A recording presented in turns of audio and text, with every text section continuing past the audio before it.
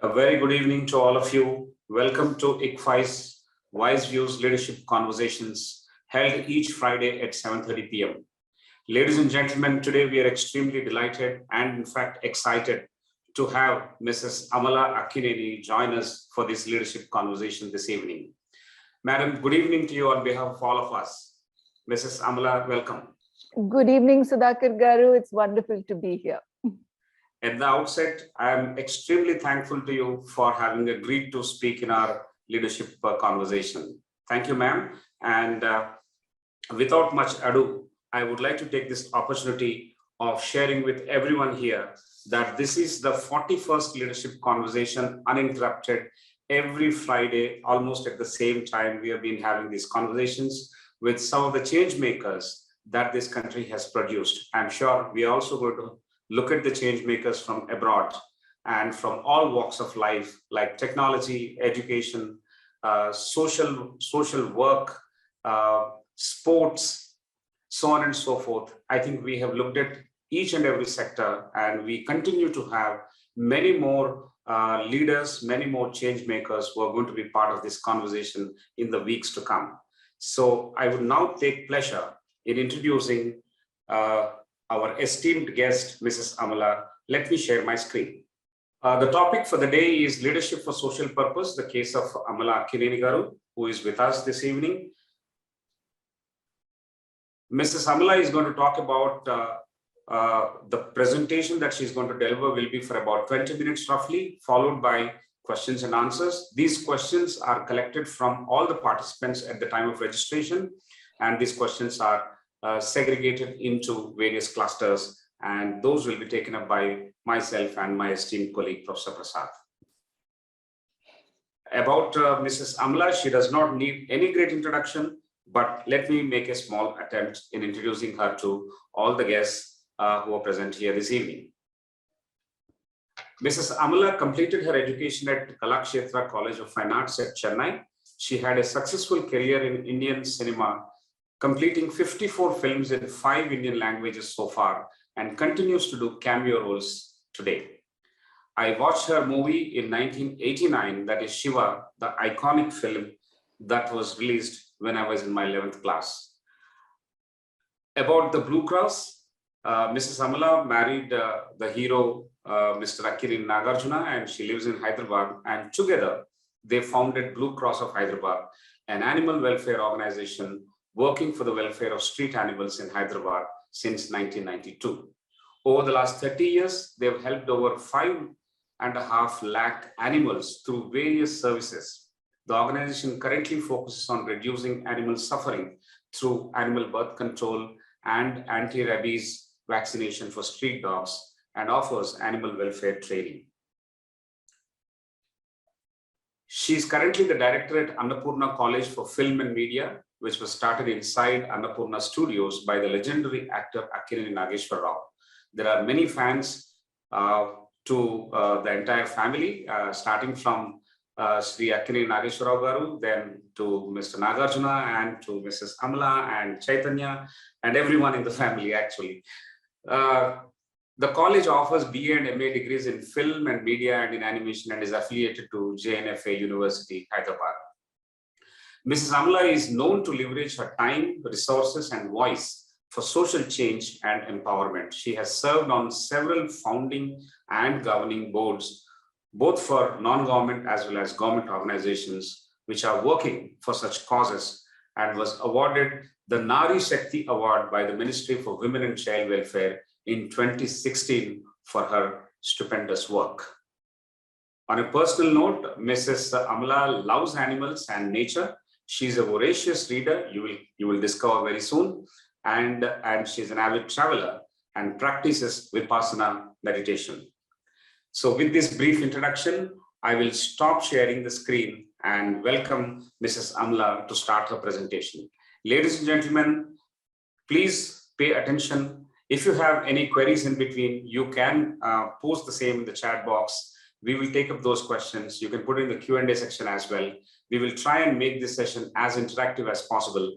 But first, we will listen to Mrs. Amala and the depth of purpose and the depth of reading is completely going to be evident in the talk that we are going to begin just now. Over to you, Mrs. Amala Garu, and welcome and thank you.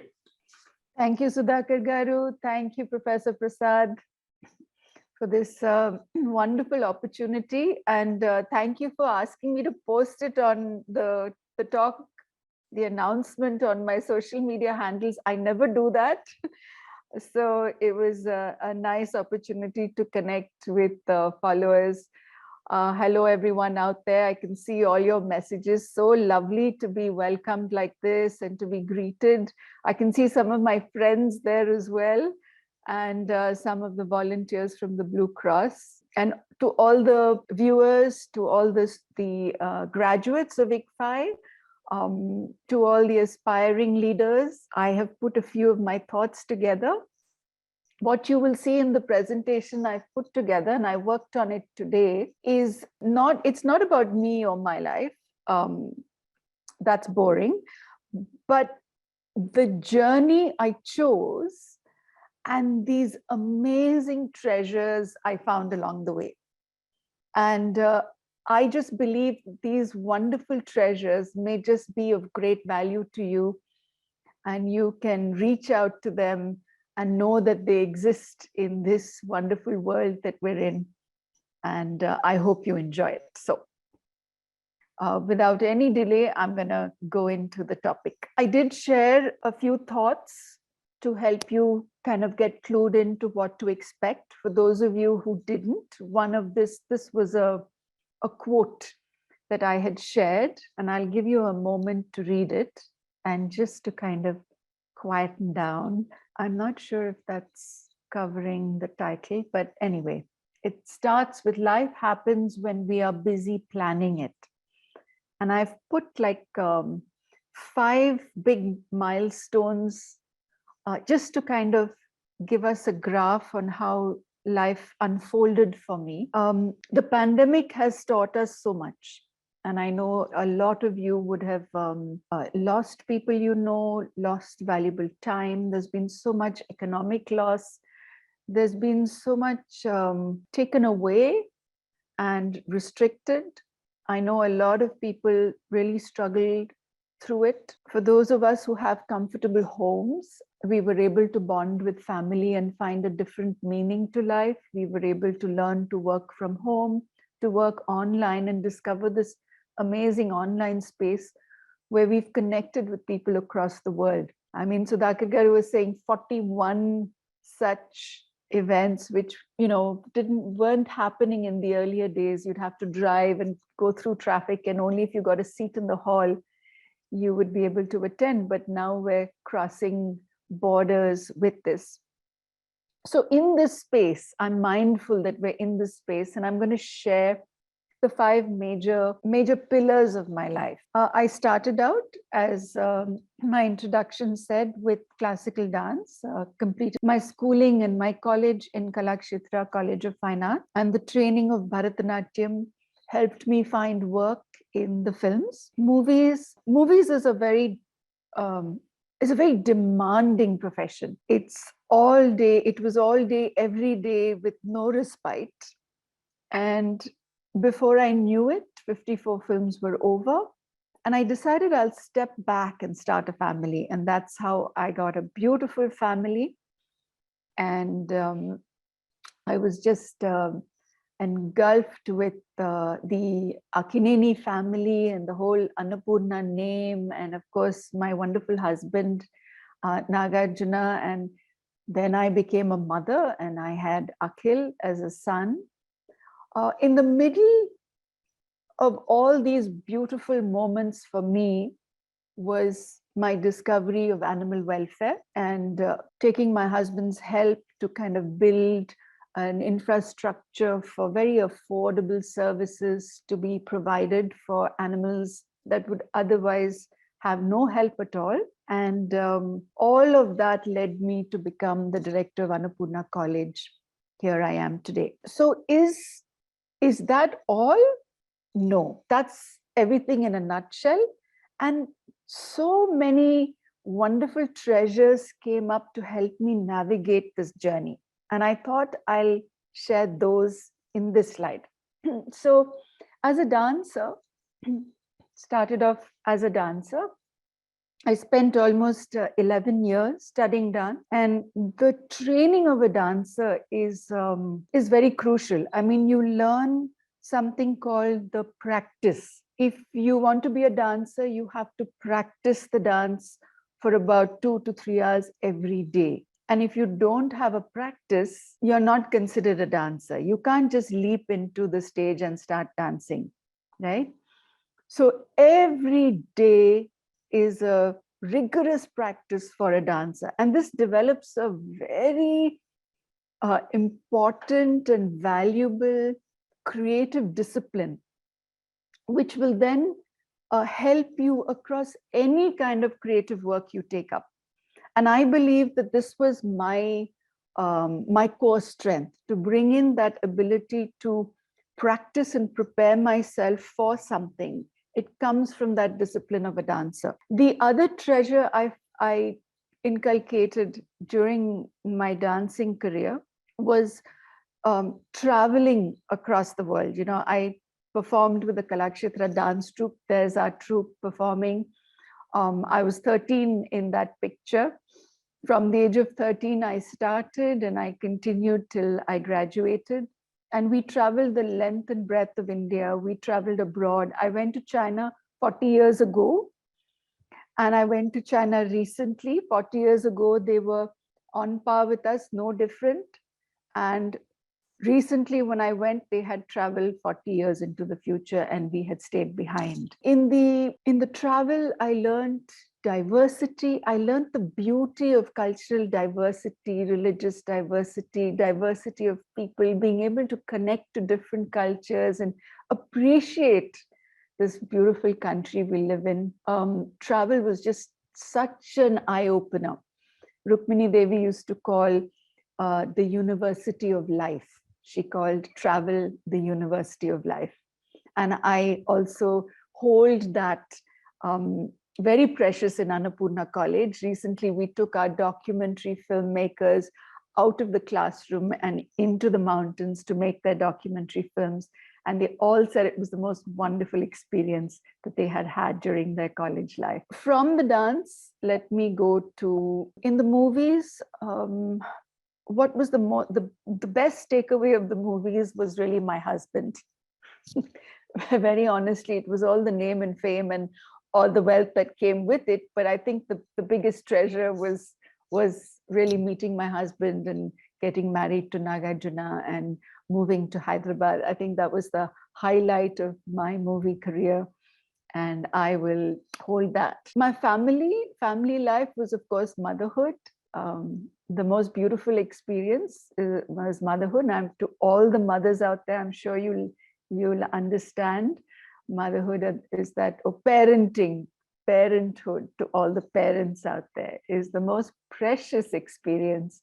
And I hold it so dear to my heart, where, you know, you can think of another human being before you think of yourself. I think that's a very rare moment. And you also learn to let go. Finally, when they grow up, you have to let go. Or there's such precious moments of parenting. You rediscover life with your child. Yeah, that was the treasure from family life, was becoming a parent. In setting up the Blue Cross, I had many treasures. I think the greatest takeaway of setting it up, and I will have 2 or 3 slides just on the Blue Cross a little later, but to tell you in brief, it was learning the way out of suffering. That was the treasure, of to know how to navigate one's way out of suffering was the greatest gift Blue Cross gave me in return for what I did for the animals.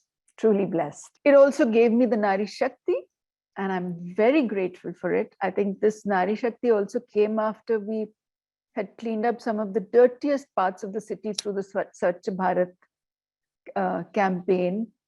As a Swachh Bharat ambassador, some of the dirtiest parts, because we go to find the dogs and we find the filth and then we clean up the filth as well. And that's really the culmination of doing some serious groundwork the Nari Shakti. But the Nari Shakti also gave me a bigger gift, and it was connecting to other Nari Shaktis of India. And that was the greatest treasure that I got out of that moment. There were 30 other amazing women who were just doing groundbreaking work in their paths. We've still kept in touch, and we keep nominating other women about that. And I have a slide on that, and it'll come in the future. So, and of course, finally, Annapurna College. Annapurna College taught me leadership. I think leadership is a constant garden that you keep planting new skills and skills and plants and thoughts and abilities that will help you as a leader. But I think the true leadership I learned from all my colleagues and my students in Annapurna College, how to lead as a wiser and more quieter leader. So on that note, let's dive into these separate sections. So the way out of suffering, right? 29 years, we just completed 29 years, 550,000 animals. And in the midst of all of this, we created, or we became part of a nationwide animal-friendly movement. The Animal Welfare Board of India has over 2,000 animal welfare groups registered with it.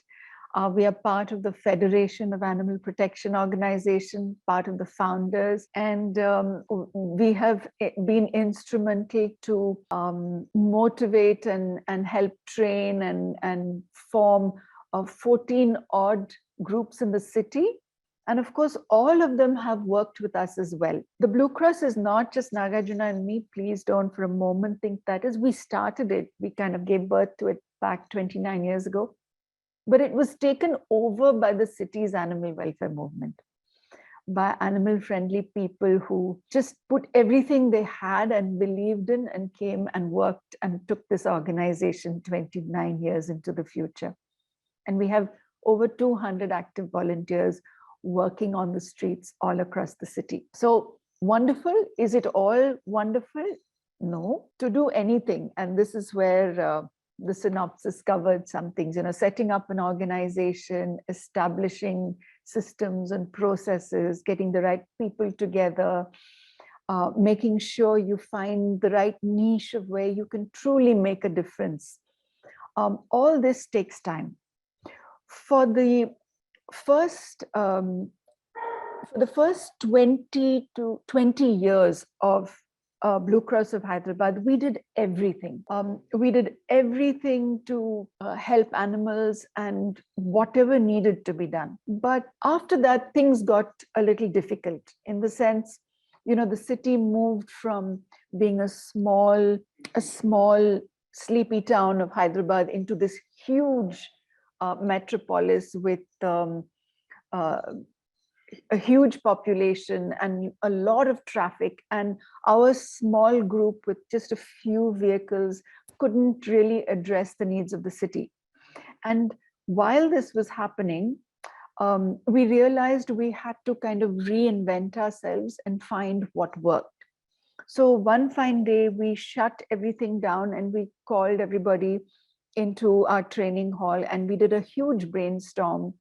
And there was a lot of debate. We listed out about 25 things that were going wrong. All these things were going very right in the previous years. In earlier years, they were going very right. Things had really worked out before. But now in this new scenario, things weren't going very well. And after we listed out these 25 things that didn't work, it was just so clear when you acknowledge the truth that something's not working, it's so clear to understand what does work. And we found the things that we did do that were working very well directly impacted all the 25 things that were going wrong.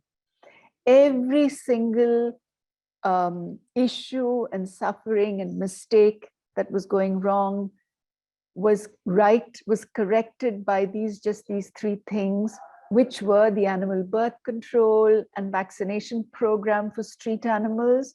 One pair of dogs can give raise to 2,000 in their lifetime. urbanization creates huge amounts of garbage on the street. And this garbage attracts and breeds stray animals. They prolifically breed, and one pair can give rise to 2,000. Where there are too many dogs, there are dog fights, there's the aggression in the breeding cycle, and there is dog bites and rabies, and basically a human-animal conflict. The animal birth control and the vaccination immediately addresses this, bringing down the population, stabilizing the population, and thereby creating rabies-free zones for the city. In this work, we also take care of the emergency care and the adoption of all the puppies, thereby, making it a very well dog managed area. And then we train people on how to do this as well, and how to make their streets safe, and how to take up an ABC and a vaccination and an adoption program in their area. It really worked. And for the last 3 years, this is all we've been done. We've been able to do 12,000 sterilization operations in a year. That's 1,000 every month. This in turn directly reduces the stray dog population by 1 lakh in the future.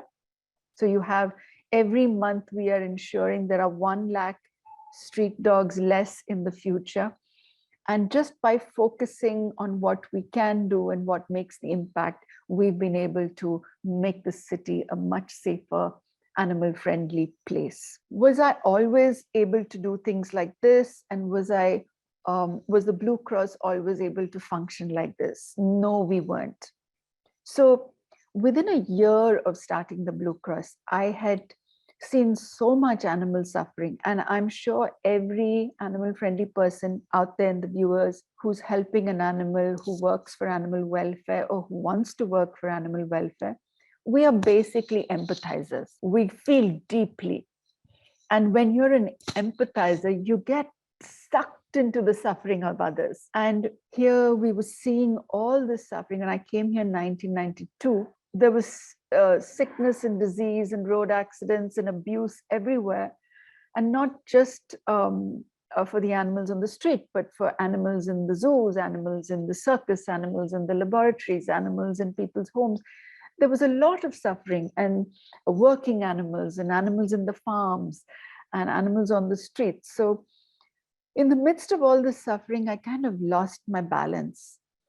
And I realized that's not going to help. So as a leader, I was not prepared at all.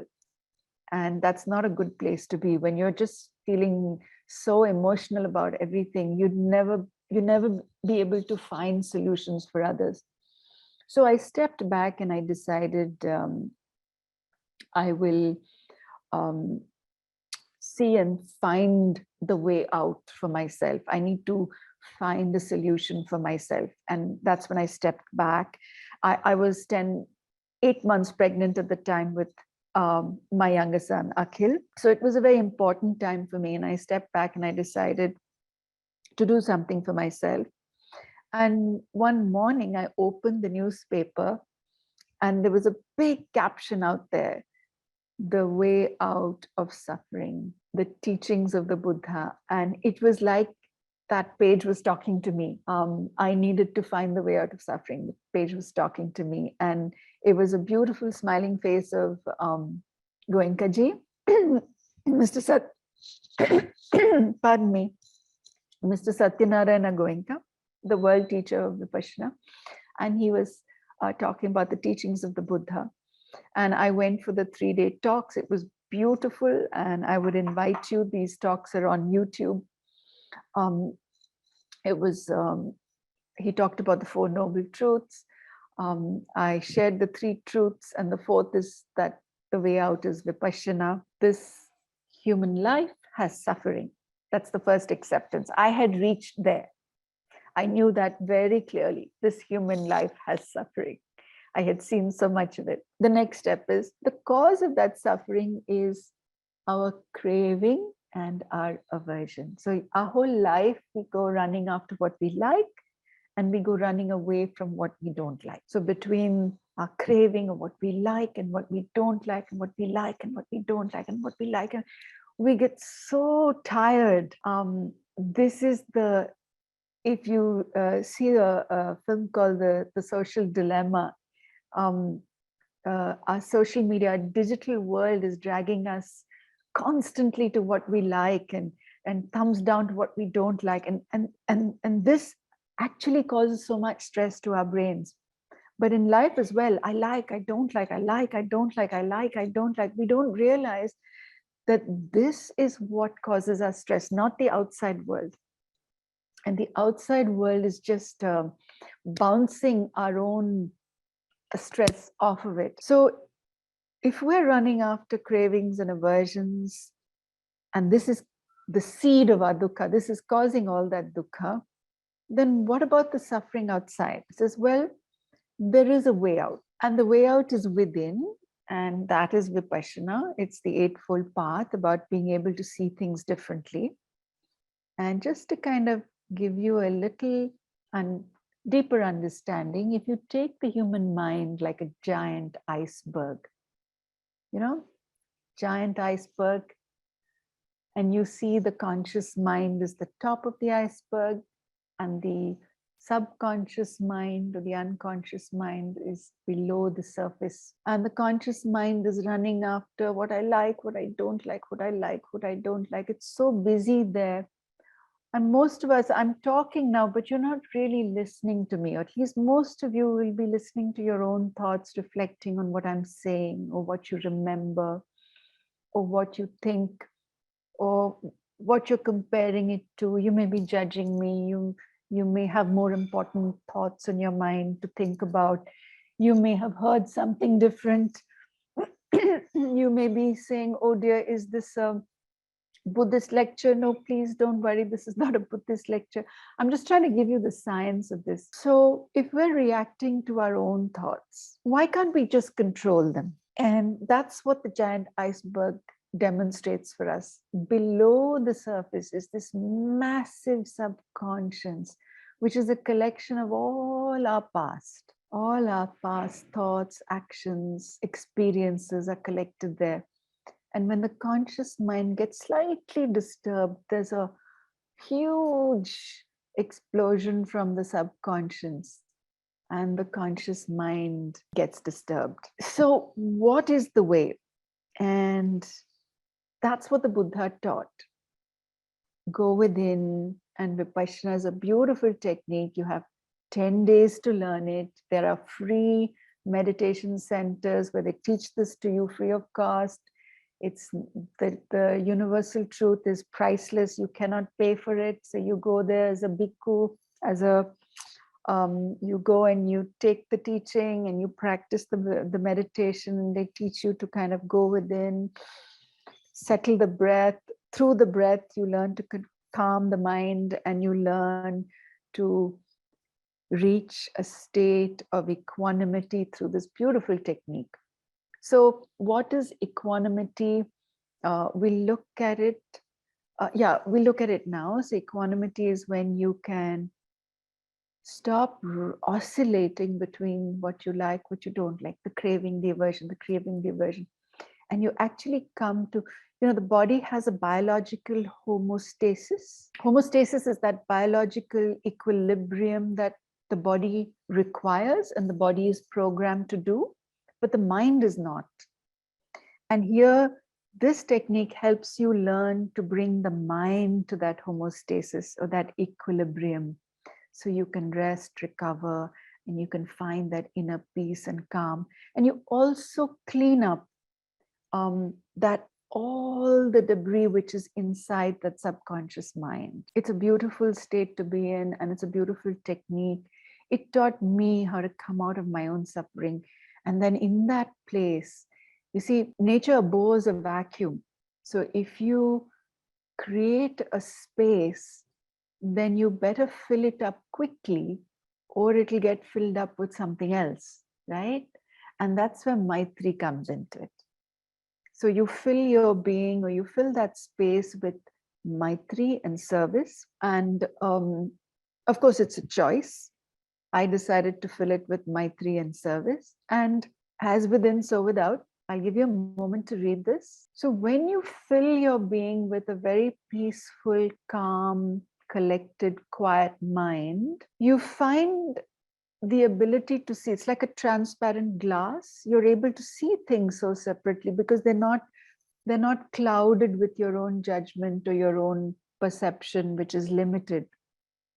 And when you experience the truth, as Goenkaji says, the madness of finding fault with others disappears. So you fill it with compassion. For me, I also discovered the rest of the sustainable development goals. I've got friends across the nation working in different NGOs and different development goals towards working towards eradicating poverty, climate change, education, you name it, clean water, sanitation, solar, power, equitable power for all, so on and so forth. Now, there is a danger when you're a very empathetic person.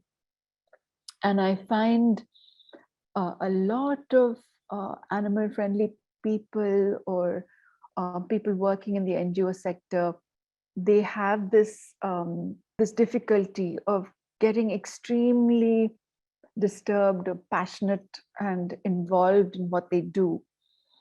I would say that there are two very important, what would the right word be, tools to keep in mind to protect your empathy and compassion. An empathizer is like an energy field, and it attracts a lot of energy vampires, people who take advantage of you. I don't know if you've felt that, but they'd be very attracted to you and they try to take advantage of all your good nature and what you do. There's a beautiful video on YouTube, The 7 Energy Vampires. I'd invite you to watch those videos. And there are a lot of internal energy vampires as well. And those phantom vampires are our regrets and our own thoughts and limited beliefs about ourselves and the world. For those of you looking for the way out of suffering, looking for that strong inner practice, I'd invite you to look at the 3 Viparsana centers in Hyderabad. One is at Nagarjuna Sagar, one is in Kondapur, and one is in Manasthalipuram. And they're beautiful centers, over 35 years old.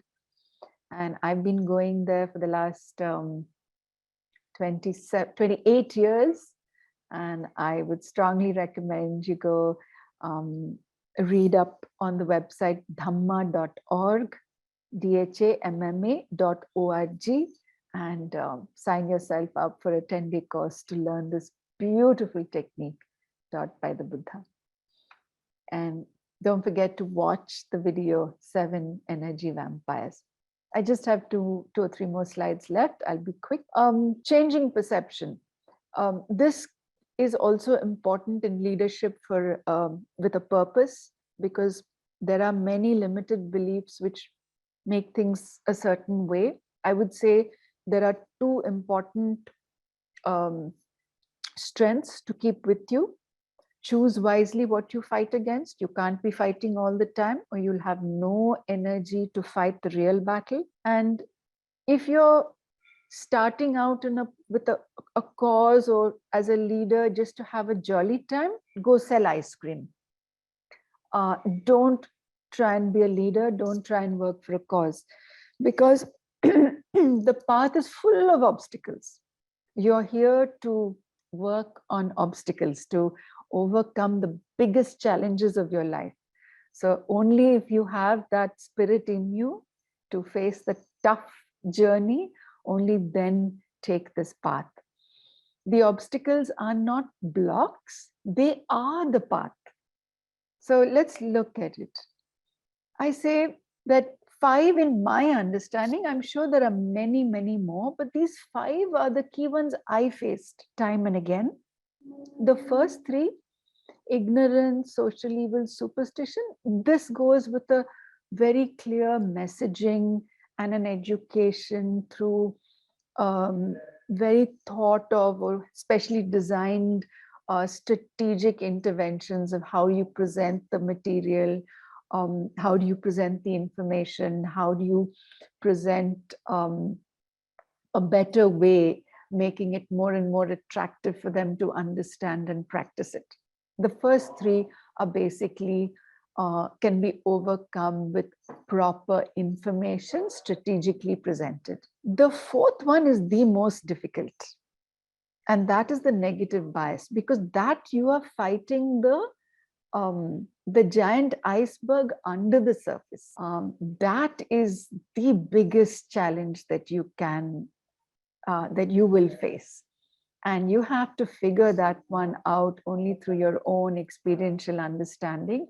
I will share a few tips, but again, each of us have our own experience. The fifth one, the political agenda, that you know that, okay, if there are undercurrents and underforces preventing your work, then I found that best is to stop at that point, wait till the current changes, because every few years, the political will changes, the needs change, the approach changes, and there will be a time, they say the time has come, apna time aayega. So you have to wait for the right time. But the negative bias was the most difficult because it's unseen, it's undercurrent, and it's a huge giant iceberg. It's almost like an ant fighting an elephant. So this is my understanding of how to change behavior. Instead of telling you what I did, I kind of put it in a nutshell to say that this is how you go about changing perception and behavior. I think the secret of change, and I love this quote, is it's compared to surfing or swimming, that instead of putting all your energy on fighting something, build something new. Because something new is always hopeful, and it can bridge the old into the future. It can bridge the past into the future, you know? When you, if you've ever been in the ocean and you see the waves coming one after the other, and you've ever swum in the ocean, you'll know there are currents. If you try to fight a current, you will drown. Most certainly you will drown. But if you learn to ride that current and flow along with that current, you'll find yourself so far near your destination that you would have, you know, harnessed the power of Mother Nature. And I do believe that the digital age is providing us that that tool, which is so powerful to kind of bridge into all the sections of our community where we couldn't go before, with understanding of such quality that we couldn't deliver before. So what are those positives? I think there are some basic things in social work. You have participatory projects, not charity projects. That word charity is long gone. They're participatory projects.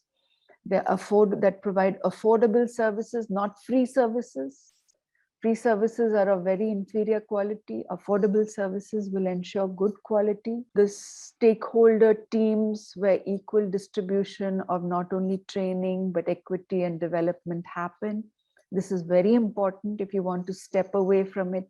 Otherwise, they become dependent on you all along. And share and celebrate successes of others, as well as the teams and the community.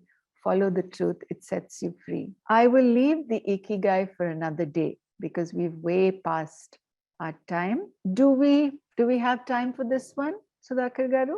Yes, please. You do? Okay.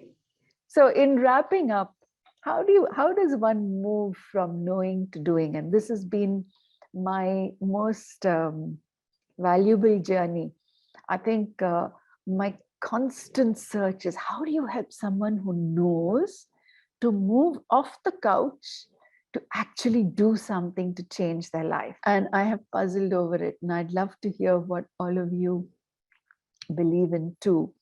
But I think it's an attitude. It's an attitude to do what you know, not just talk about it or criticize or comment about it. I think it's an attitude. And I like putting things flat out there.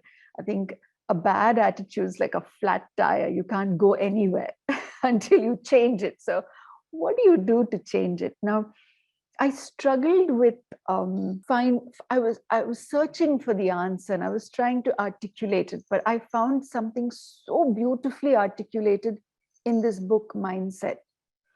And I think this is a book that every one of you must read. I strongly recommend it. It was written by Dr. Carol Dweck. She's my hero. She's my Nari Shakti, and I think she should get the next Nobel Prize in education, at least. And she kind of put her study of thousands and thousands of people together in this book. There's an audio book if you don't have time to read, or if you're not a reader.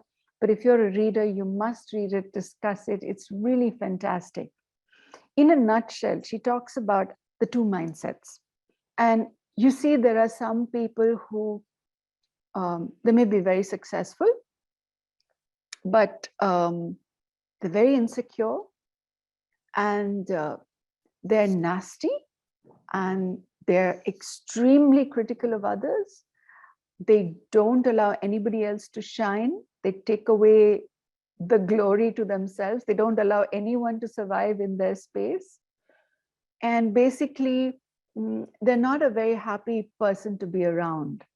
But then there is the other who is not only capable, but also is able to take everybody else along with them in that direction. And I just borrowed a slide from the internet to kind of demonstrate this.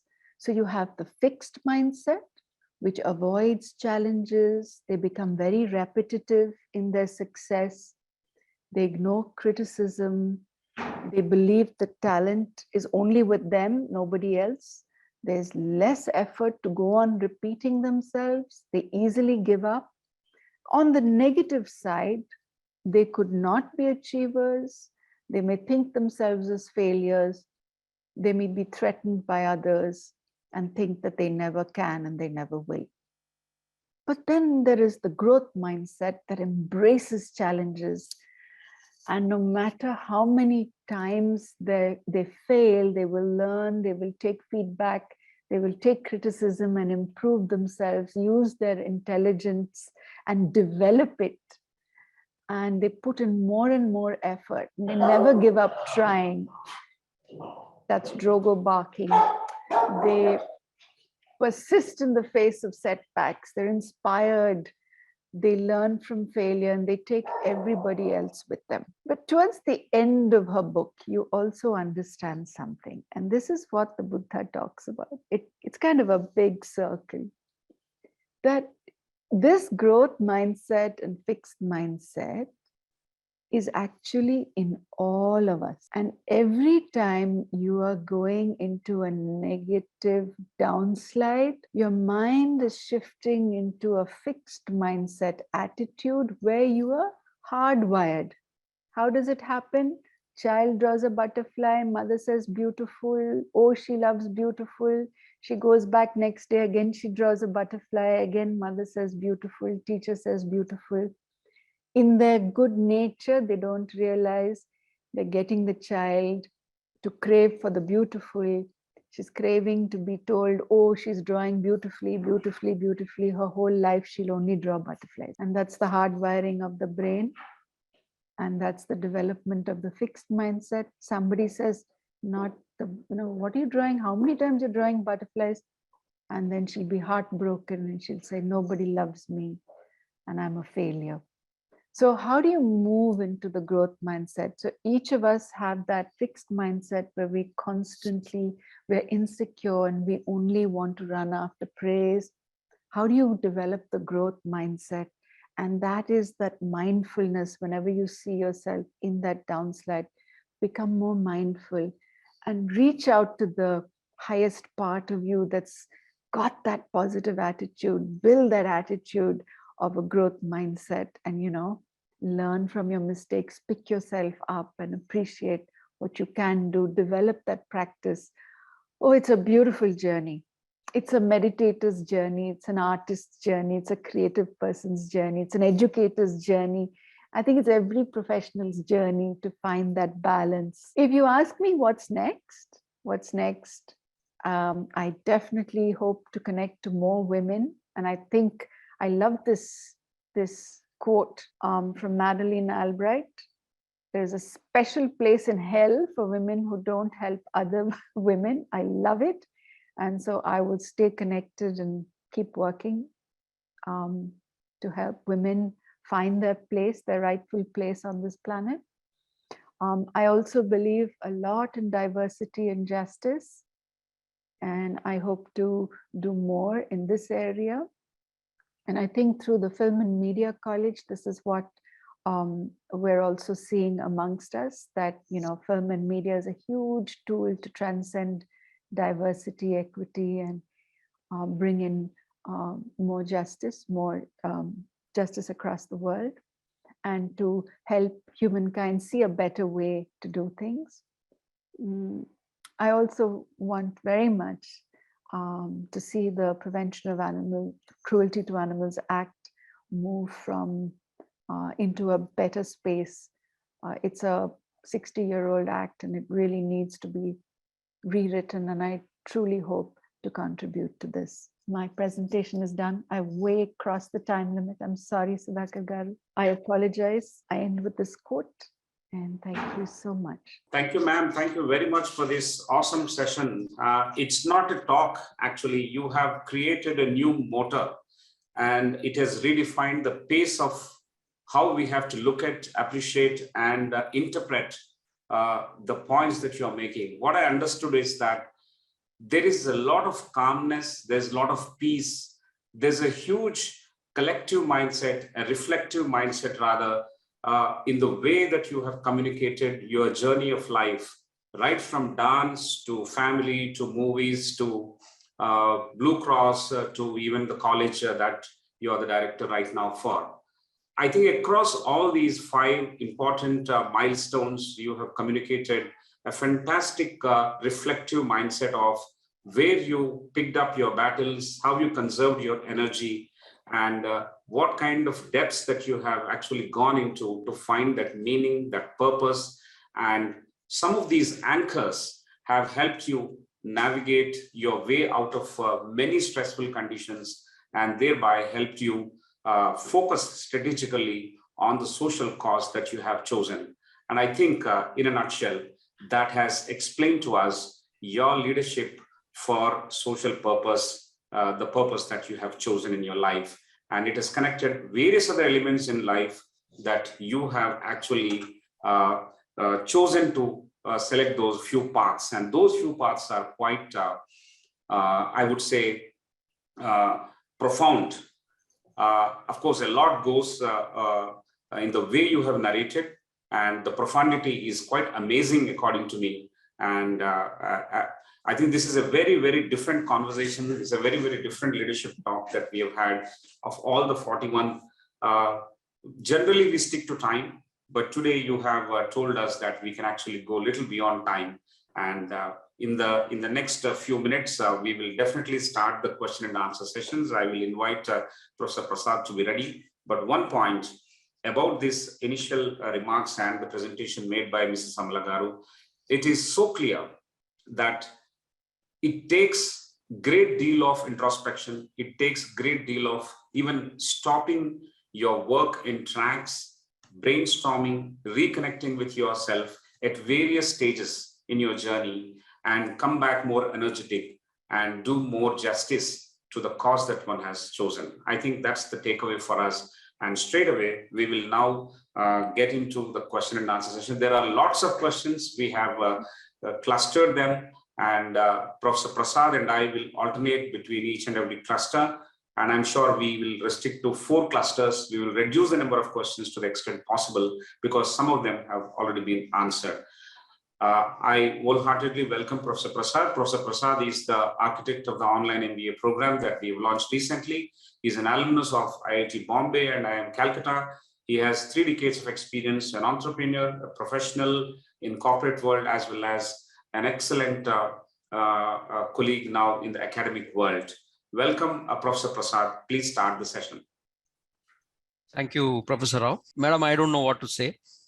I think, the entire session that you've taken has shown where your passion and focus is and where all this thing arises. And I think if I have to put it in one line, it is that leadership starts with the self, whether it is for social purpose or business purpose or spiritual purpose. I think it starts with the self, and you've spent a good amount of focus illustrating that. This is one thing. The other thing that I'm very happy about is that you talked about the book Mindset. And my research on education and employability is basically on mindset and Carol Dweck's book. And there's a lot from that book. In fact, after searching for a lot of non-cognitive constructs in psychology, mindset is a construct which I found was the most useful to bring into education as a non-cognitive. There are many, but out of them, mindset was, and I would recommend it for anyone who's working. From there, you went into another dimension, is about knowing to being. And I think I was reminded of this concept of awareness and obviously mindfulness. The Vietnamese monk who very recently passed away. And I also remember Jiddu Krishnamurthy's teaching that if you're aware that there's a snake in front of you, you'll jump, you'll act. So awareness, mindfulness is something that I think a lot of us need to learn far more, and each of us is in a different stages of the journey there. And I think you also brought in earlier the concept of vibration in another way, that if you tune into the vibration, which is positive and which is more akin to your passion and your personality, then you can take things far ahead. And of course, you connected there to Maitri. So I'm sure that, there's a lot to learn for all of us there. With that, ma'am, I'll now come to the question cluster, which is more down to earth, and but which is supported by all these things which are so very subconscious and unconscious. So in no way will I say that it is, it is absolutely relevant. It's absolutely of top importance that, many of us don't realize in that moment of action. So I'll come to the cluster, ma'am. The first cluster is related to the self, more about yourself. And here, you did give us a background. So you are very well known in the film industry. How did you connect to your purpose? I mean, you've talked about it with respect to animals, also with respect to Viparsana. What was your journey to connecting to your purpose?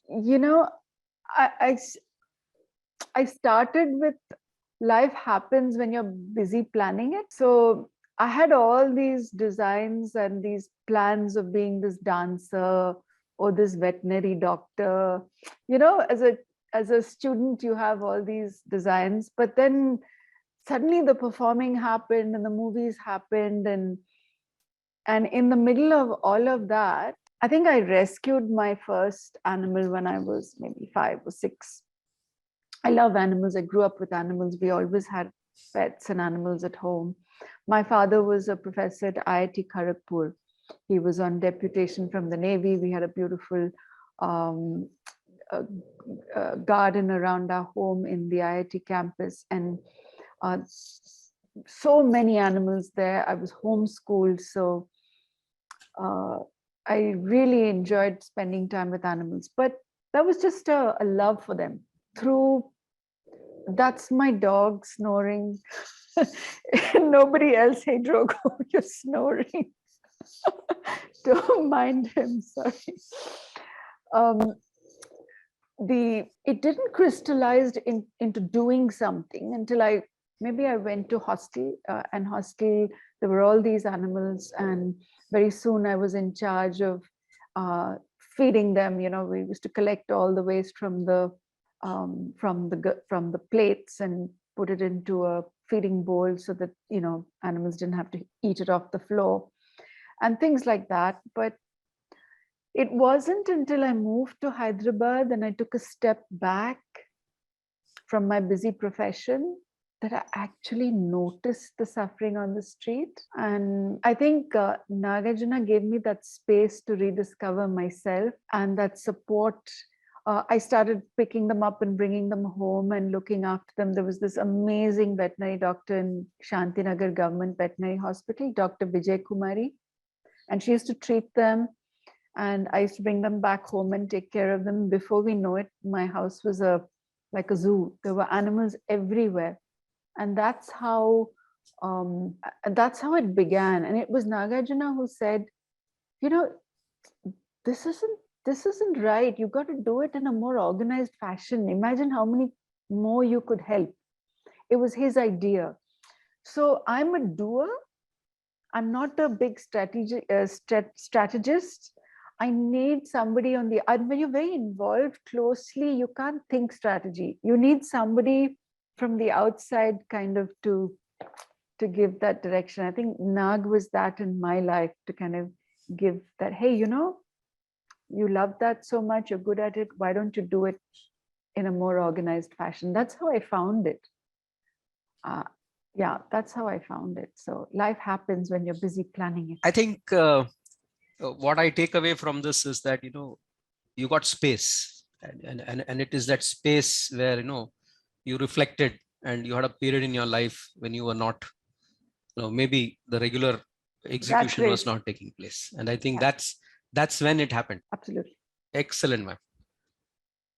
The next question is about your journey. When you, in your journey in life, you surely would have come up a lot of challenges.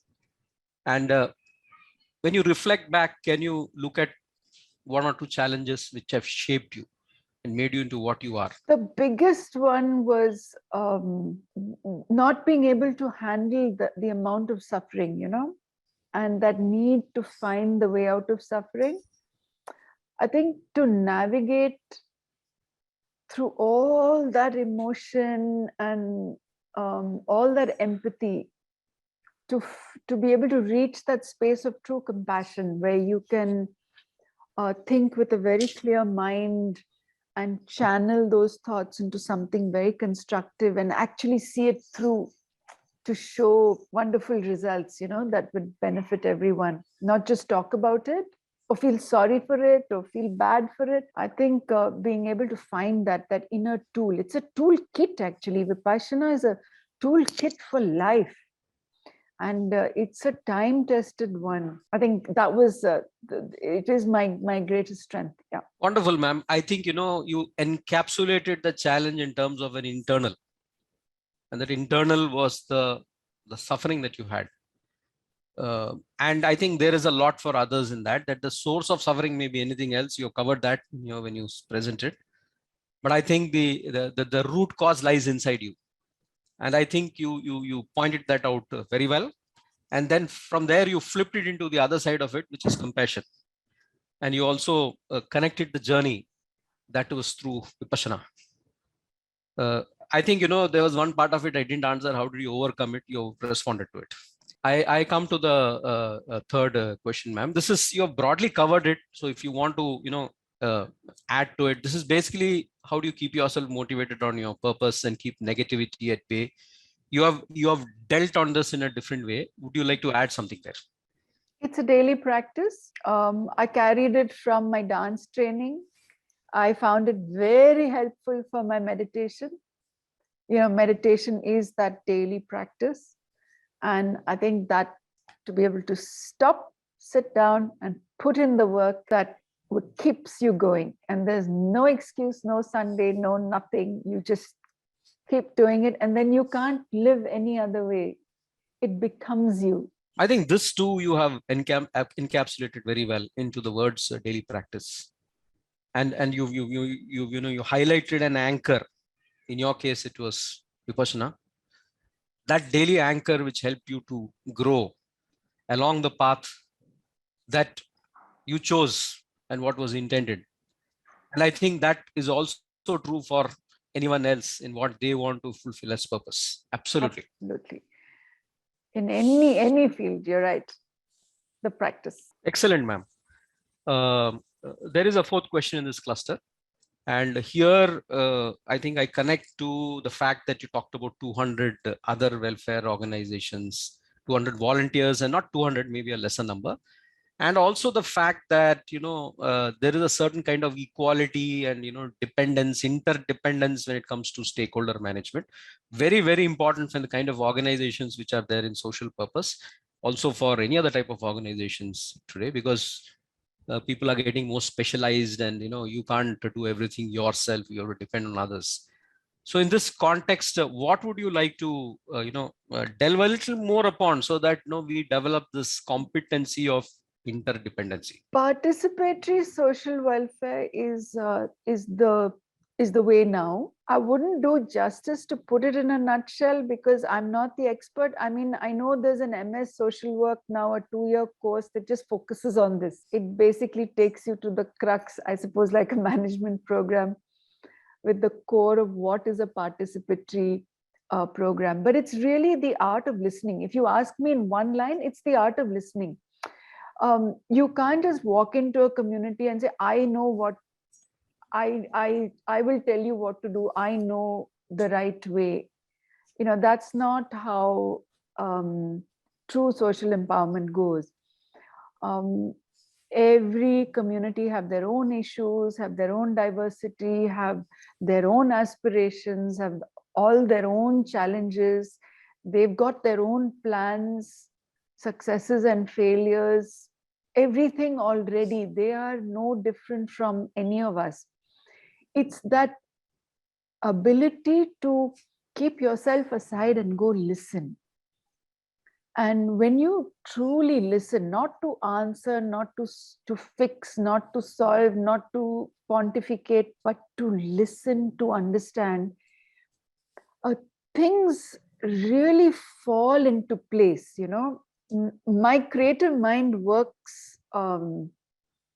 I see bits and pieces of the puzzle falling into place, and then you have to discuss it with them and see if it matches their aspirations, and then see if you can help them find the solutions that they need.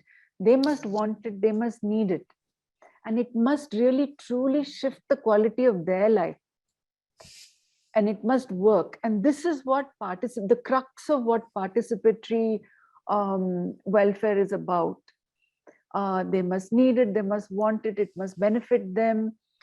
And then you see how to find people among them who do similar things, but then match it. And it's only in the rarest of rarest cases where it's not available there, you bring in the professional to do it.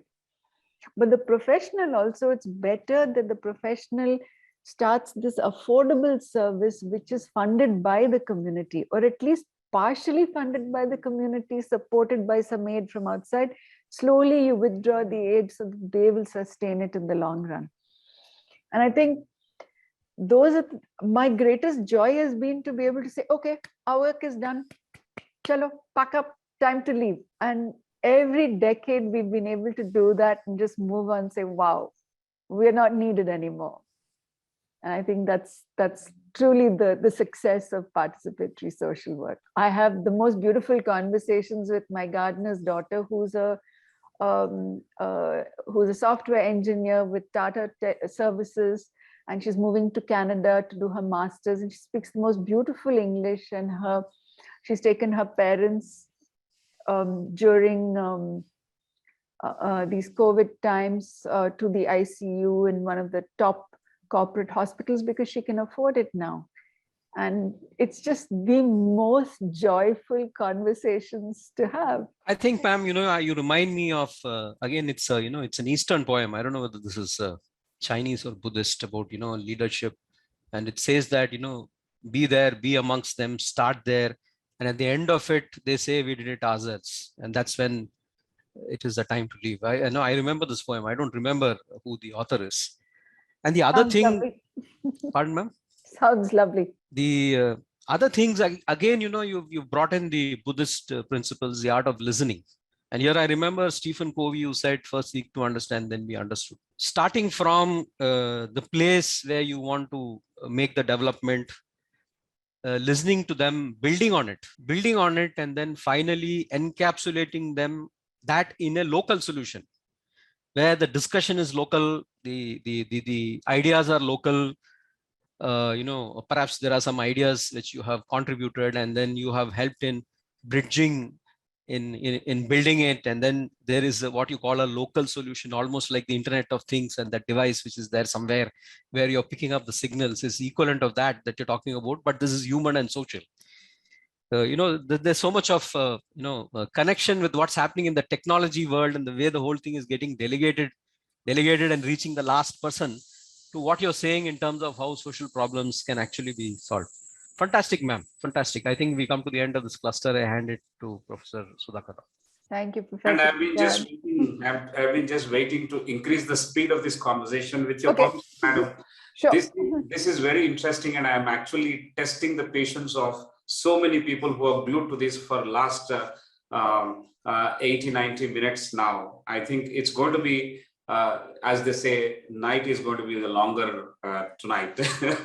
So, ma'am, this cluster of questions is about social purpose in animals, and I'll restrict myself to 2 or 3 questions, and then I'll open it up for some of the enthusiastic attendees who would like to ask a question or two themselves directly.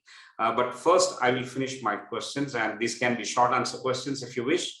To what extent do you think Blue Cross has created impact on its purpose, in the sense that for the ambition and for the goal that you have set for Blue Cross, where have you reached on a scale of 1 to 10, probably? Where do you think you would have reached?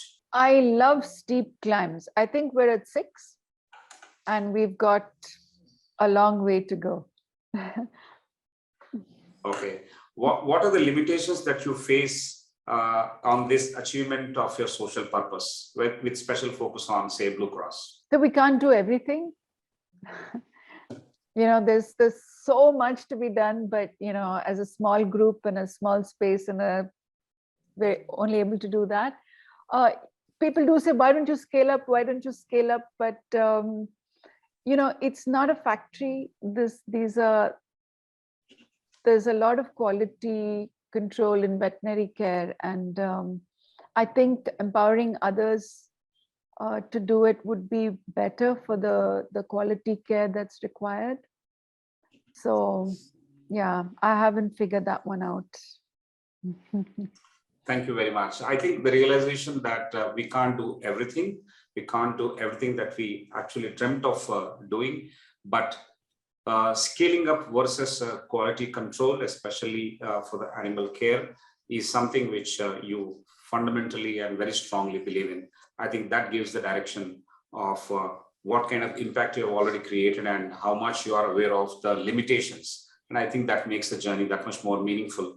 And also, there is no dissonance between your ambitions as well as the current goal. But very, very down to earth, you have set it at 6 out of 10 at this point in time, and there's a long way to go. And that's quite interesting to note, and see how you will develop and initiate additional steps in your journey. The second question, ma'am, is in our society, we see people celebrate festivals sometimes through gruesome games involving animals. This we have witnessed not just in a particular society, but multiple societies in this country. They call it social, sometimes they call it cultural norms.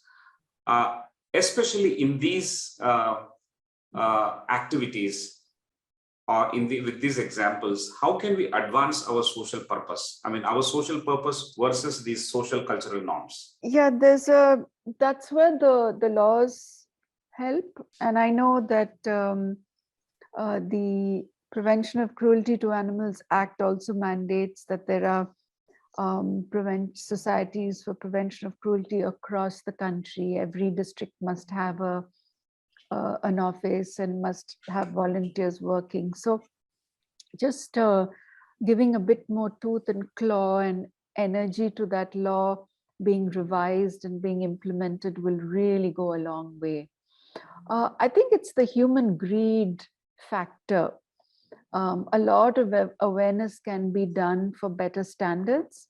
There are 2 wings of the movement, or 2 arms of the movement. One is a lot of advocacy against the cruelty, but there's also another group working very strongly about enforcing the positive, more beneficial practices towards the animals, because you can't remove animals from human culture, right? Animals are part and parcel of the agricultural part of India, and we must respect that. And enforcing those good practices is another wing and arm, and that's where Blue Cross participates. Fantastic. I think you have talked about creating the law which can be sharper, which can have more energy. In your words, more teeth and claws, so that it gets to see the implementation happening, and then that message goes down to the society. On the other hand, the Blue Cross would like to focus on beneficial initiatives for the society and for the animals. And that's fantastic, very nicely put. Thank you very much, ma'am. The next question I would like to take up from this is, based on your experience, what measures would you suggest to protect bird species which are becoming fast extinct? Two things immediately come to mind: plant trees, adopt forests, take up afforestation and indigenous species of trees. Where there are trees, there will be birds. And the other would be to eat organic food.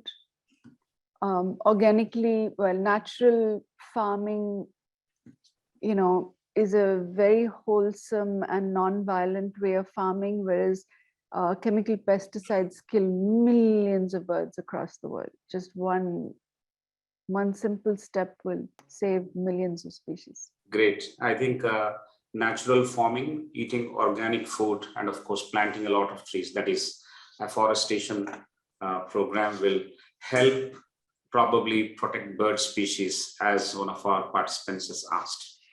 Now, what I'm going to do is, ma'am, I will open up for Mr. Ajay Poddar. Mr. Ajay Poddar was your previous speaker last week. He spoke about environics and the harmful effects of man-made as well as natural radiation. How do we navigate out of that? Okay. So he would like to ask you a question. I'm sure he knows you. And Shrikant, can you please allow Mr. Ajay Poddar to ask the question? Welcome, sir. Thank you. Amlaji, it's delightful seeing you after 30 years. We were on a flight together to Hyderabad from Chennai, I think, and you were carrying a small pet. And I asked you, how is it on board? Why is it not on the Hathway? And you said you promised the people that you'll not bother anybody. And the things I noticed about you was your compassion, kindness, and your innate wisdom. And you were kind enough to call me and my small nephews and nieces to the film city, I think on Banjara Hills, where Nag was shooting, and when you really were very hospitable. So I know that we are short of time, and I've discovered a couple of common things: the IIT connection and the Viparsana. Okay. So when Goenka ji came in the mid 70s, we hosted some of the first things in IIT Delhi for him. Oh, wow. And since then the journey continues. And we also run an NGO in Mussoorie, near Mussoorie, where he's been enough. So I just wanted to tell you, because you were talking about birds, and now with 5G coming, this is quite a threat to the birds. And I would like to volunteer that in your habitat, which is there for animals, we would like to make it radiation safe. We have a correction practice whereby the ground energies and the Wi-Fi energies can be corrected without sacrificing technology. So that could be my service to the great cause that you are doing. So I'll take your connects from Sudhakar and get in touch with you. Please do. This is wonderful to hear. I mean, I was puzzling over that piece, and I'm so glad I found a go-to person to understand more and find some solutions. Thank you. Thank you for that offer. Thank you. Thank you, sir. Thanks for raising that question. And what I will do now is I will pause here, and I'll invite Professor Prasad to start the next cluster. And after that, I'll come back and wrap it up. Professor Prasad. Thank you, Professor Rao. I'll kind of, some of the questions have been answered, so maybe I'll have one or two. The first question here is about, ma'am, handling conflict. You did mention about how you handled it for yourself, but in the kind of work that you do, you would have seen a lot of conflict. So, and I think the world is increasing in conflict, though it may not be as gruesome in the short term as it might seem to be in the wars, but there's a lot of conflict. So what is your what kind of insights or reflections do you have on how you would handle conflicts with the stakeholders and the teams that one works with? I didn't always. I mean, I would see, it started out with, I would see conflict, what a third party would say would actually just add fuel to the fire, and then there would be just burn, burn, burn. Everyone would burn with their anger and their resentment and their grouses. But Viparsana taught me how to quiet the mind. And it's only when you quiet the mind you can truly listen, because otherwise you're listening to your own noise, you're listening to your own bias, you're listening to your own perception, your own judgment, and that's just fueling the conflict. So when you can quieten the mind and truly listen, you're hearing what is not being said.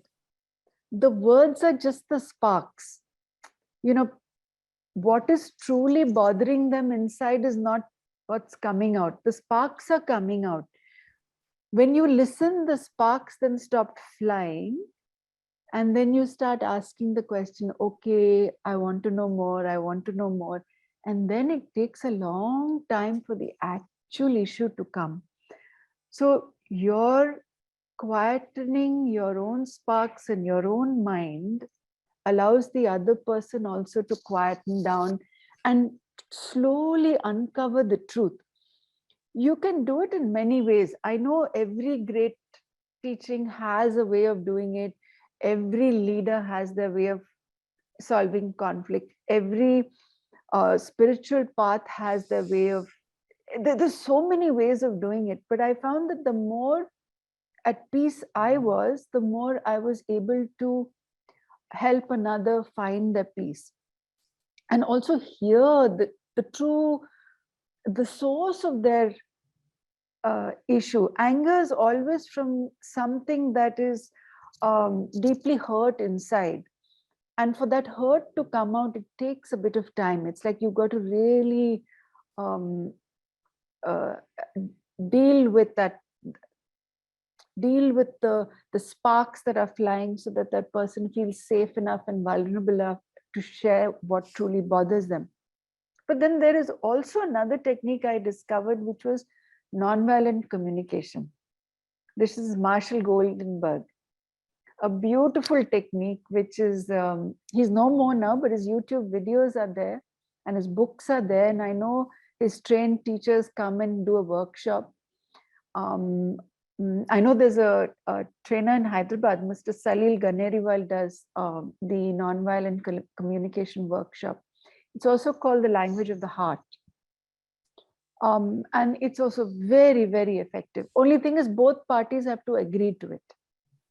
In the way of Maitri or Vipassana, is the other person may be all angry and throwing those sparks. They don't have to agree to it, but you can still understand the source of their suffering. But in nonviolent communication, much faster, much quicker, but both parties have to agree. So yeah, it depends on the situation. And if you don't go in thoughtfully, mindfully, and prepared, you can actually add fuel to that fire. So. Excellent, ma'am. I think what you have what you've actually said is conflict is not something which is there somewhere outside. Conflict is what is there between the people who are conversing or who are related, whether they're speaking or they are not speaking. They're related in some fashion. And I think what you're saying is that the first step by which you can reduce the negative energy is if you can keep yourself calm. And that in turn attracts the right frequencies from the other person, and they start relating to those kind of frequencies. And if that, you reflect the anger back to them, they would tend to reflect it back on you more. So I think that sort of resonance in the frequency is something which will then get the conflict.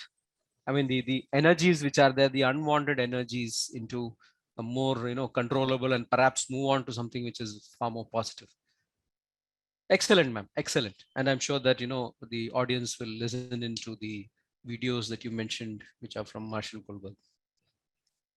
The second question in this cluster is about for the youth. What would be your reflections and thoughts as far as leadership goes for the youth for tomorrow?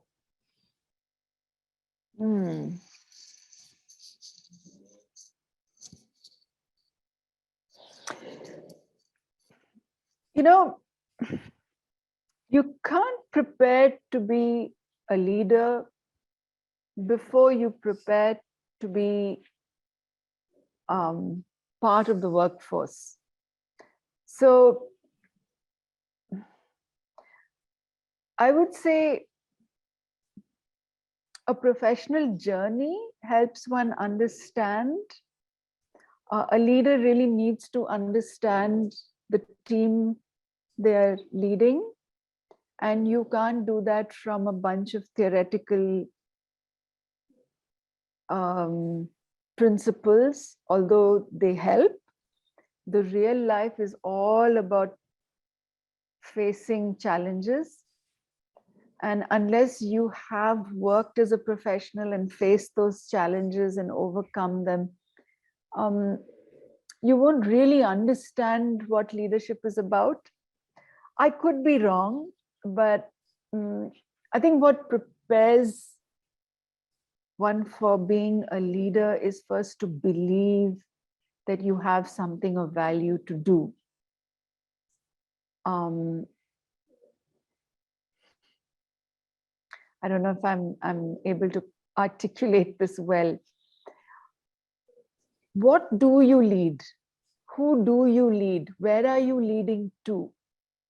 I think these are the equations that you need to find before you actually take up leadership. And then the leadership will unfold. Let me try and put it in the way I have understood it. Lots of things, ma'am. I think first thing I understood is be a follower first. So the listening, be a follower first. So I think, the fact about listening, all the other things that we have discussed comes in there. The other thing is the servant leadership thing. I mean, be of service to others. I think that is another thing that you've brought in here. And the third thing which I could connect in from the previous discussion was, I come back to the purpose. What is your purpose? The person who wants to become a leader or who's starting his career journey, what is their purpose in this setting into which they have got into? And where can they contribute? Is there some connection in that? And from there, it starts with the why more than the what. I think this is what I was able to understand. Yes, and if you're doing it just for the name, fame, and the glory of it, become an actor. Don't bother with being a leader. Thank you, ma'am. Thank you. Because I think with a leader, with the praise, you have to take the blame also. You got to take the darkest moments, and you got to take the blame for your team. Excellent. Listen, be, do. I think you touched upon these words also earlier. So back to Professor Sudhakar. Right, thank you very much. I think it's getting deeper and deeper as much as it is getting interesting and interesting. I think we have touched upon a subject and a speaker who is far more deeper than what she looks like, and she looks extremely pleasant. We don't know whether she is acting or she is real, because she's an actor. So I am with this conflict is running in my mind. But I would like to stay at the present moment and take whatever I can. So that's the reason we will come with a few questions, ma'am, that are going to be useful for all of us who have been glued onto the screen for the last 100 minutes. Ma'am, the question here is about careers and growth. So what is the best tip that you can give to the women entrepreneurs who are very new to the industry? What are your tips to the women entrepreneurs? Do the work first, you know. There are no shortcuts. When you're looking to create something that will create jobs, create value, create meaning, there are no shortcuts. And you have to be willing to put in all that hard work. And I think building anything from scratch is a lot of sacrifice. But it all leads to this wonderful place where you can stand on firm ground and then see the future, you know, arrive. So yes, keep your goals very focused. I would say there are a whole bunch of all the core management principles are very important. I won't say there's a shortcut to management school, business school. All those are very key. You need to have somebody tracking your progress every second of the way. But I'm the visionary. I like to kind of fit things in a very creative way. And I see things that, you know, graphs and tables and principles may not see.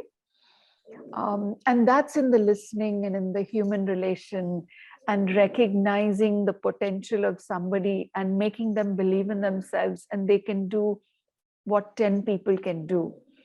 And I think this is the strength of something driven with a lot of passion and built from scratch with a vision that, you know, provides value to the world. So bringing it all back to the question, women entrepreneurs, find something that will keep you on track for the first 10 years because there are no shortcuts. And unless you provide value to all your employees, they're not going to stay with you. They're not going to see the vision that you have for them in the future.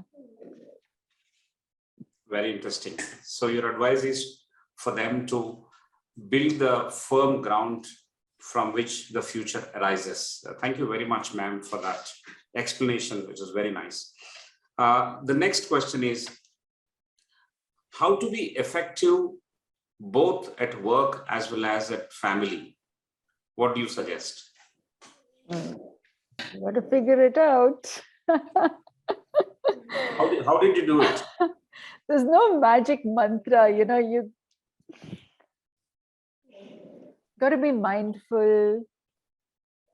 There are moments you'll have to be selfless. There are moments, I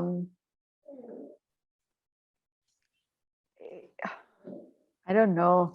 I don't have an answer to that. But I think if you work on relationships, if you put relationships before anything else,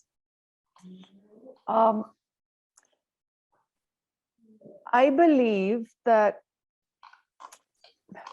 see, in my life, I can't talk about anybody else's life, but in my life, I never gave importance to things. Things were always to, you know, keep you comfortable, keep you safe, keep you healthy, keep you fed, make sure that you have everything you need to get to work and do a good job at work. But it doesn't go beyond that to me. People matter. And when people matter and you focus on your relationships, then they're always there for you when you need them. And they believe in you and they don't misunderstand you. I've always found myself surrounded with very supportive, wonderful people. And I'm very, very grateful for that. Great, great. Thank you very much, ma'am. I waited for this answer to unfold slowly because it requires a lot of reflection and thought. But you simplified it for us by citing what you have done yourself in your life, and that's very interesting. People matter, and focus on relationships. They will be there for you. They will believe you, and they will always be available for you. That's the leadership mantra from Mrs. Amala. One more question I have, a very quick one, is how did you leverage, ma'am, your celebrity status for garnering the much needed attention for the cause that you have espoused? I never missed an opportunity. Sudhakar Garu, when you messaged me, we were in leadership crisis, everybody was down. But I said, okay, we will be able to reach out and touch those many lives. So I'm going to find a moment to focus. What can I contribute to this? And I wouldn't have been able to say all this if I wasn't Amala. And I wasn't who I was. So here we are. I hope that answered the question. I don't miss a good opportunity. Yeah, never miss a good opportunity. That's fantastic. And that's applicable in any sphere of work or life. If you have your goals very, very clearly set for yourself, I think we should follow that. Thank you very much for that. I will open up one question for the audience because they've been raising their hands, and I'm sure it must be paining. For quite some time, the raised hand remained raised. Srikanth, can you please allow Praveena Bhimavarapu to ask the question? Yeah, I did that. Yes, Praveena, please unmute yourself. Yeah, I can go ahead with the question. Please. So while all of this is a session more valuable than in many other leadership sessions, I think everybody enjoyed. And the one line or the one slide which really touched me is Madeleine Albright's line, and that to do with the women helping or not helping women. So some of us are blessed where we have support, but many are not. What would be your advice to those, and what as others who have those support, right, to help them, and also to see women entrepreneurs, but there are women who are working very, very small odd jobs. So what is your advice, Amala Garu, to those who are in a position to help and those who actually need to help themselves? Every case is unique and needs a lot of thought and consideration, listening, understanding to what the situation is. But a simple tip I would give is, we've got WeHub. Have you heard of it? Women Entrepreneurs Hub in Yes. Ambedkar University. I went there a week ago and I was just blown away. It is amazing, and it's a state government initiative, and it's meant for women entrepreneurs, and they give you this office space, and they give you training, they give you support systems, and if you kind of meet the criteria they're looking for in the entrepreneur space, they'll actually connect you to funding, and it's just phenomenal. I would say just go there, work there one day in a week, so you'll get to know and see how you can support other women. It's really path-breaking. I'm so proud of it. It's right nearby. I live very close to Ambedkar University, so I intend to go. They said, "Ma'am, please come and work here at least one day a week. You'll give other women that inspiration to work," meaning take your laptop and go do all your stuff there, work online over there at the WeHub. So I hope to see you there. Praveena. I will be there. Thank you. Thank you very much. We'll have a quick question from Krishna Rao Baggi. Please ask, sir. Mr. Krishna Rao, you'll have to unmute yourself. Okay, we'll bring in Lavanya Garu. Unmute yourself. Yeah, please go ahead, Lavanya Garu. Good evening, ma'am. Thanks a lot for your wonderful presentation, and it is very inspiring. My question is, you had mentioned about ant versus elephant. It's like David versus Goliath. So, what is the way out if a particular person is in such a situation? Aha. So you're fighting somebody's elephant. Hypothetically. We're all fighting each other's elephants. What was your name again? Sorry? Lavanya, ma'am. Lavanya. Lavanya, we're all fighting each other's elephants. So how big is your elephant? It's huge, ma'am. Humongous. Then pick your fight. Apna time aayega. Bahut shukriya, ma'am. Okay. Thank you very much for that question, Lavanya Garu. Now the last person I would request is Sindhu Chitturi. Hi, ma'am. This is Sindhu. I joined the call from USA. So from childhood, I'm observing you, and that's one of the main reason I became a vegan. And it inculcated in such a depth that even for my marriage, I rejected to wear a silk sari. And when I went for the shopping, the shopkeeper asked me a question. Oh, so you're an Amla fan. So you want to pick a sari which is not made up of silk. So that's a response I got. And currently I'm in US, and it's very easy for me to practice being a vegan.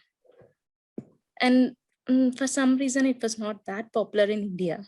So what advice you give to people who are listening to us to practice veganism? Because I feel it's all interconnected, like from animals, picking your food, to compassion. First of all, it's wonderful to connect with you. I truly appreciate you sharing the journey you've made. Whenever I hear somebody say that they've become vegetarian or they've turned vegan, I like to take a moment and just acknowledge what they've done. I want to congratulate you. What you have done is freeing millions of creatures from their suffering, and the universe rejoices with me on your actions. Be blessed and know that we appreciate what you do. I want you to know that. For the second part of your question, I'm not a preacher, you know. I just like to do. I'm an empathizer. I feel strongly about something and I'm the first volunteer to go do it. So each one to their own, you know, everyone's here on their own journey. I'd say, sure, try one day a week, a vegan Monday or a vegan Wednesday, and you will really contribute to reducing your carbon footprint, to climate change, to reducing climate change, to reducing the suffering of animals, to improving the health of your body. Did you know a plant-based diet can actually reverse disease? If you have any aging or disease condition inside your body, it would actually help you reverse it. So yeah, there are a lot of benefits for it. Do try it one day a week. It's, you know, try it. And if it works for you, who knows? You may make the choice. I'm not a preacher. And I would really want to thank you, ma'am, because even being in US, I was able to advise my friends and many other people around me. And I came to know the word vegan from you. I got influenced a lot from you. So just thanks. But because our entire generation is watching you in a more bigger way than you expect. Thanks a lot for propagating all this. Thank you, Sindhu, for asking that question and that conversation. Very interesting. Okay, we'll give this one. Lalita Devi Garu, the final question. Please don't raise hands after this. But ma'am, I think this session has been pretty interesting and profound, as I mentioned earlier. This is very different from all the 40 conversations we have had over the last 9-10 months. And I must confess that this has been therapeutic as well. The way you are speaking, the way you're conducting, and you are in complete control of the pace of this discussion and learning and appreciation that we are making out of this is completely in your control. I think you have excelled in the way that you have controlled how we have to behave. Even we started asking questions in a slow manner. Professor Prasad and I have actually got accustomed to maintaining the pace that you have set for ourselves. That is a very, very interesting phenomenon which I observed. But the learnings are many, and some of the learnings that I would like to share as a wrap up are the following. Your realization that the creative discipline would set in because of the rigorous practice that is through dance is a very important thing which will be helpful in other walks of life, other activities that anyone takes up. So creative discipline is a very important thing. Traveling has given rise to knowing the diversity, cultural, social, and many, many forms of diversity. And then as a human being, one would be very much open to understanding diversity and being very inclusive in this world. And that equanimity will come. And this is learned in the University of Life triggered by travel, which you have been doing quite a bit of a travel in early part of your life itself. Movies have given you that space and new relations and new openings for a different phase of life. Of course, others will have their professions giving those options and generating new paths for us to discover oneself. The other important point you mentioned is about parenthood or motherhood, where you learn to let go when the children grow. I think that's phenomenal, and everybody experiences that. But seeing that at the right time, as you have mentioned, how you rediscovered your life with the child is something very touching and very profound as well.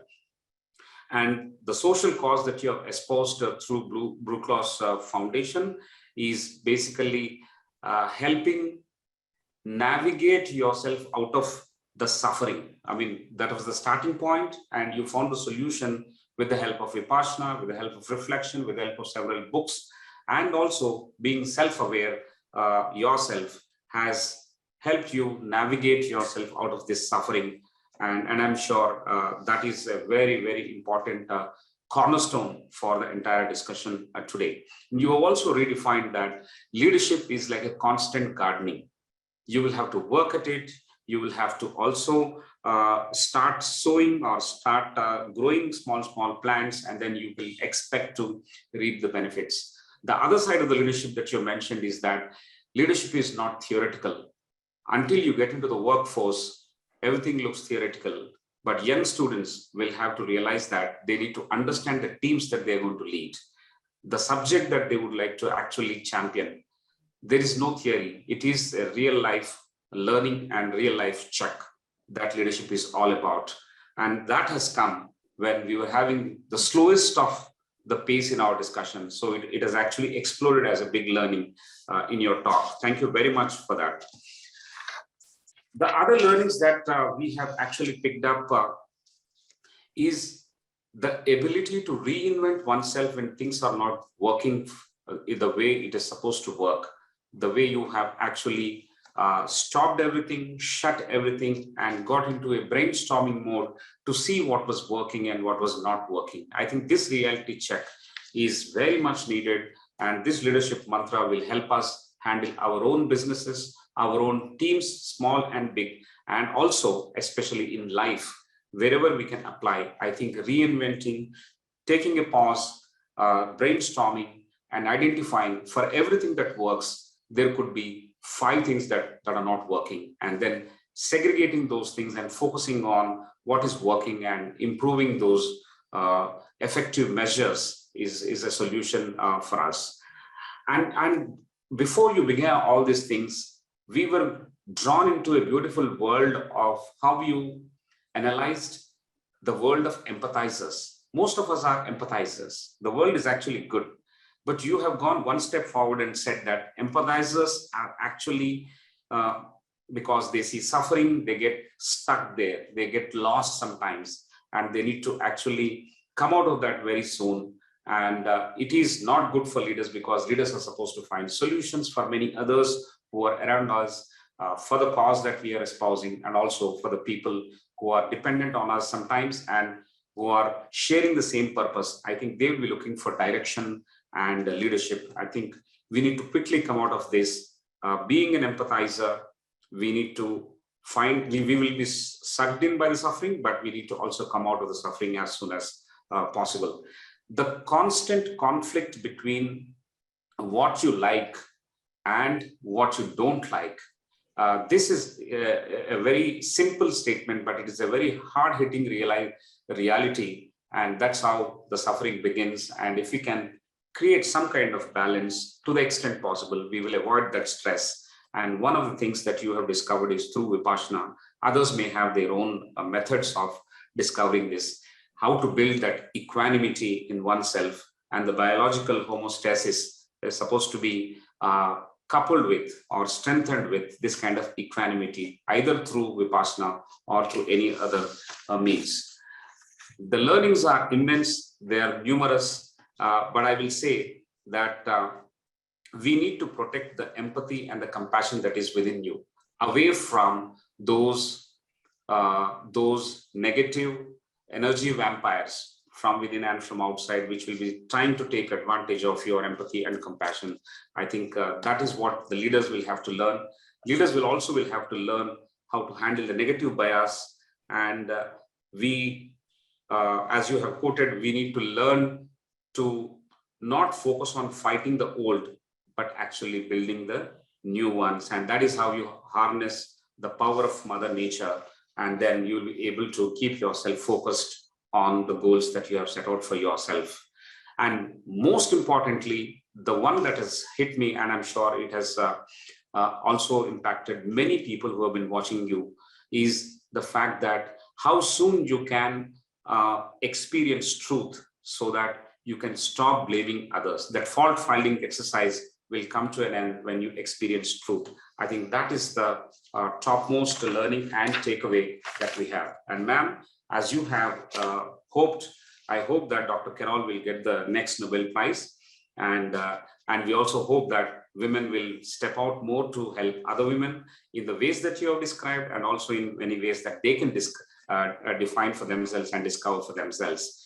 And I hope this world will be more D&I, that is more open to diversity and more practicing in terms of inclusiveness in their work, in their society, in their life, and even at their dining table when they're talking to their kids, to shape their mindset for being a very responsible citizen in this world.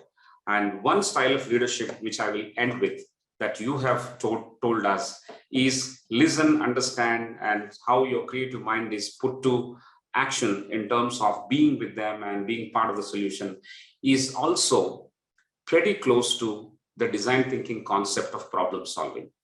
So with this, I would like to thank you very much for giving us several mantras of participatory welfare through the techniques that you have adopted, and also opening our minds to discovering our own paths and techniques to reinvent oneself and be very effective. This Leadership for Social Purpose has been a fantastic session. It is a blockbuster session in the language of cinema that I can borrow from.